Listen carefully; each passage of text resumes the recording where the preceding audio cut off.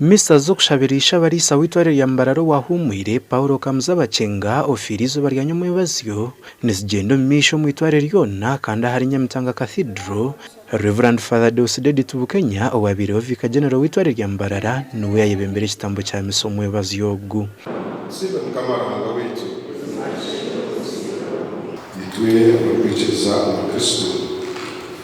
twikiriza mushara zetu hati nizo twakwasanga zikamuyamba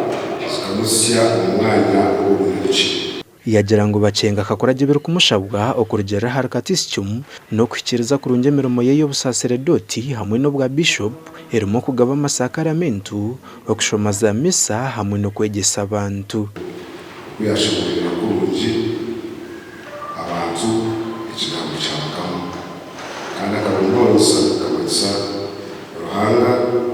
abantu kandi taramanyise ruhanga abantu biyandatuwemo kurekana amakabakosa n'ekigambo cye anukunda ruhanga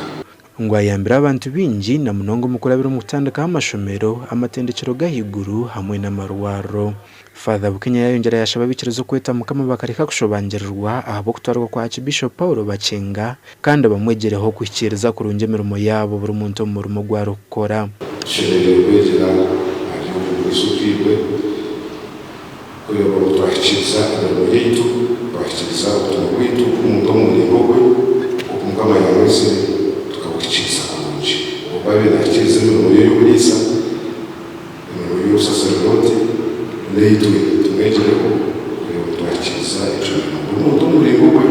twagambaho no muhwa wa Aakibiishopu Bakyenga Reverend Father Kenneth Bingana muntu owayireko kushasha kweka yabo ruhanga no wakwereza kandi karenda yo mu rumuntu ruhanga no wajine nabwo icyo ruhanga twasa kumuhakanisa nko kuyubu yagambire ruhanga no wakutwereza ruhanga no wakutwara izina rye rihebwe kitino yagamba habyamwegireho ngo munyabuzare kandi nabwe ko musaseredoti muri isabe na yegesa ni unururwa it is a testimony no bujuruzo bukwebwa buryomwe okwegese kigambo cya ruhanga okunde diniye okundo rweto rwe nanye nimpura nko muntu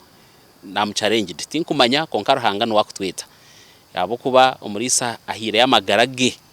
buzuma ko yagaherezayo ahabwe ikigambo cya mukama abo kwegese dini so nanye ko musizodoti muto natanakamaze imyaka mingi mu rweto runamara imyaka 12 nimpigwa habo kuba umurisa ubunakuratire umurayini yo rwetoru. Misa zo kushabira Aakibiishopu Bakyenga nezigendo misho ahakashozi Nyamitanga okusya hizo bari ya Sunday obwarazi ko mukereziya niye mwe ya Nyamitanga ahabwa TV West and Aidan Bataringaya.